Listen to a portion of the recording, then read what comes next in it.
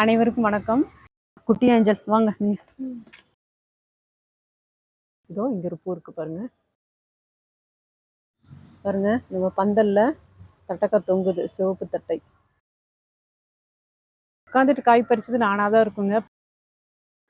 சாணி பாலில் ஊற வச்ச அந்த தட்டக்காய் நல்லா முளைச்சி ஒரு 2வது இலை விட்டுருச்சு. இப்போ அதை எடுத்து நாங்கள் நடவு செய்கிறோங்க. ஆல்ரெடி க்ரோ பேக்கில் ஒரு மாதத்துக்கு முன்னாடியே எல்லா உரங்களும் சேர்த்து மண் கலவையை தயார் பண்ணி நல்லா தண்ணி தெளித்து வச்சுருக்கோம். அதில் ஏற்கனவே பாருங்கள் களைச்செடியாக பசலைக்கீரையும் வந்திருக்கு. இப்போ அதை நான் எடுத்துருவேங்க. குட்டீஸுகளை வச்சு தட்டக்காய் செடி இப்போ நட்டாச்சுங்க. ஒரு வாரம் கழிச்சு பார்க்குறோம். புது மண்ணில் வேர் பிடிச்சி தட்டக்காய் செடி நல்லா வளர ஆரம்பிக்குதுங்க. இந்த சமயத்தில் மண்ணை நல்லா கிளறி விட்டோன்னா அந்த வேர் வந்து நல்லா ஃப்ரீயாக வளர்கிறதுக்கு உதவியாக இருக்கும். நைட்ரஜன் சத்தும் அதிகமாக கிடைக்கும். மண் நல்லா லூஸாகவும் இருக்குங்க. இதோ 3வது லீஃபும் வளர ஆரம்பிச்சிருச்சுங்க. ஒரு கிளி பச்சை நேரத்தில் இருக்குது. இப்போ செடியாக இருந்தது கொடி வளர ஆரம்பிக்குதுங்க. கொடியும் நல்லா வளர ஆரம்பிச்சிருச்சு. இப்போ சைடில் இருக்கிற அந்த முத்திய இலைகளை எல்லாம் நம்ம கட் பண்ணி எடுத்துடலாம். மண்ணை டைட்டாக விடக்கூடாது.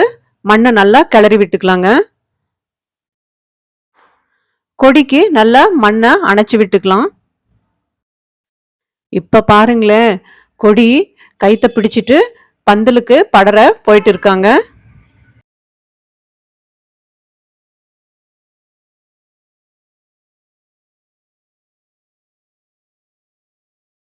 பூக்களும் பூக்க ஆரம்பிச்சிருச்சுங்க. பாருங்க பூக்கள் தட்டக்காயா மாறிட்டு வருது. இது சிவப்பு தட்டைங்க. கலர் பார்த்தீங்களா? இந்த சமயத்துல நம்ம நீமாயில் கரைசல் கொடுத்தா பூக்கள் எல்லாம் கொட்டிரும். நான் வந்து தண்ணியை தான் வந்து நல்லா ஸ்பீடா அந்த இலைகள் மேல அடிச்சு விடுறேங்க. முதலா விட்ட காய்ங்க. இதை விட்டு அப்படியே முத்திரும். இந்த ஒரு காய் நான் இப்ப பறிச்சிடுறேன். நிறைய பூக்கள் இருந்துச்சுங்க. இந்த கருப்பு எறும்பு அந்த பூக்கள் பூக்கிற சமயத்துல வந்து அந்த பூக்கள் மேல அப்படியே நிறைய இருக்கு. அந்த பூக்களெல்லாம் அதனால கீழ விழுந்துருச்சு பாருங்க. இந்த பூக்களெல்லாம் நமக்கு காயா மாறி இருந்தா நிறைய தட்டக்காய் கிடைச்சிருக்கும். இதோ பாருங்க இந்த பூக்கள சுத்தி எவ்வளோ எறும்புகள்னு. பந்தல்ல எவ்வளோ அழகா தட்டக்காய் தொங்கிட்டு இருக்கு பாருங்க. இன்னைக்கு தட்டக்காவை வந்து அறுவடை செய்ய போறேங்க. தட்டக்காய் வச்சு 2 மாசம் ஆச்சு. பாருங்க ஒரு சிறப்பான அறுவடை கொடுத்துருக்கு. இப்போ மேலே பார்த்தீங்களா, நான் பந்தல் போடும்போதே சொன்னேன் ஹைட் கம்மியாக போட்டால் நமக்கு பறிக்கிறதுக்கு ரொம்ப வசதியாக இருக்கும். அதே போல் ஃபெர்டிலைசரு இந்த மாதிரி அந்த கரைசல்லாம் வந்து நம்ம ஸ்ப்ரே கொடுக்குறக்கு ரொம்ப சௌரியமாக இருக்குன்னு சொன்னேன். அதே மாதிரி இந்த பந்தல் வந்து எனக்கு ரொம்பவே காய் பறிக்கிறதுக்கு இப்போ ரொம்ப சௌரியமாக இருக்குது. இன்றைக்கி தட்டைக்காயோட அறுவடை எடுத்துடலாம். இது வந்து சிவப்பு தட்டைங்க. பாருங்கள் ஈஸியாக அப்படி உட்காந்துட்டே காய் பறிச்சிடலாங்க.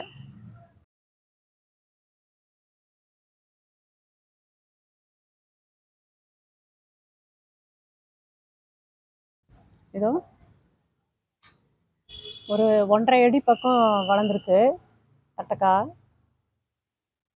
கஷ்டப்பட வேண்டாம், இப்படியே உட்காந்துட்டே காய் பறிச்சிடலாம். நான் நின்னேன்னா எனக்கு தலை இடிக்கும்.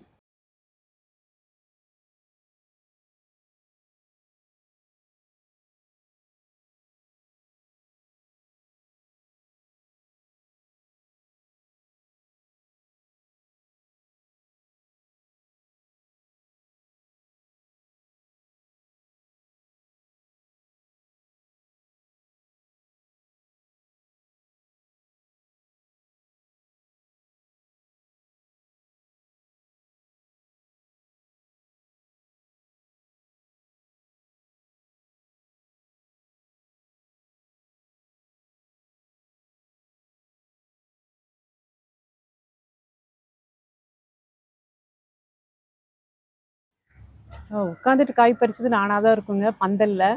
ஒன்று நின்றுட்டு கொஞ்சம் கஷ்டப்பட்டு எக்கிட்டு பறிப்பாங்க. நமக்கு பாருங்க கஷ்டமே கிடையாது.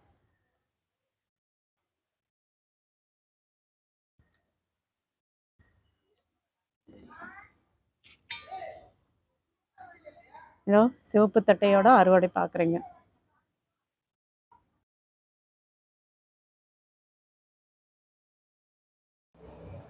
சிவப்பு தட்டையை அறுவடை முடிச்சிட்டோங்க. இப்போ நம்ம வந்து இந்த தேவையில்லாத இந்த இலைகளை எல்லாம் நம்ம எடுத்துடலாம்.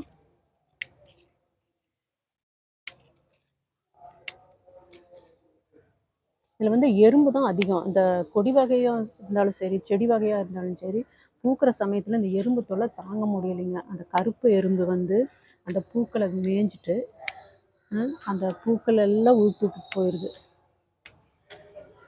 இப்போ நம்ம இந்த சமயத்தில் வேப்பெண்ணெய் கரைசல் கொடுத்தோன்னா பூவெல்லாம் உதிர்ந்து காய் நமக்கு கிடைக்காது. அதனால நான் வந்து வெறும் வாட்டர் தான் நான் ஸ்ப்ரே பண்ணி விட்டுட்டு இருந்தேன். இப்போ அறுவடை எடுத்தாச்சு. கட் பண்ணிவிட்டு செடியில் வந்து நல்லா வாட்டரை வந்து நம்ம அடிச்சு விட்டுட்டு அப்புறம் பாருங்க இப்போ பூ இல்லை, எல்லாமே முடிஞ்சிருச்சு. இந்த சமயத்தில் நம்ம வேப்பெண்ணெய் கரைசல் கொடுத்துடலாங்க. தட்டைக்காய் அறுவடை எடுத்த பின்னாடி அந்த இலைகள் எல்லாம் கட் பண்ணி விட்டேன். மறுபடியும் வந்து அது தளைஞ்சு வருது பாருங்க. இதோ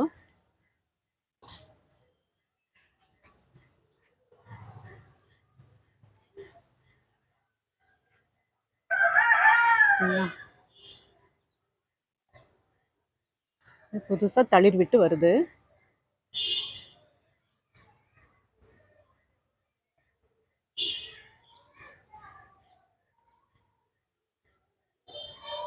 இங்கே ஒரு பூ இருக்குது, அதனால் நான் வந்து இந்த பழுத்த இலைகளை எடுக்கலை.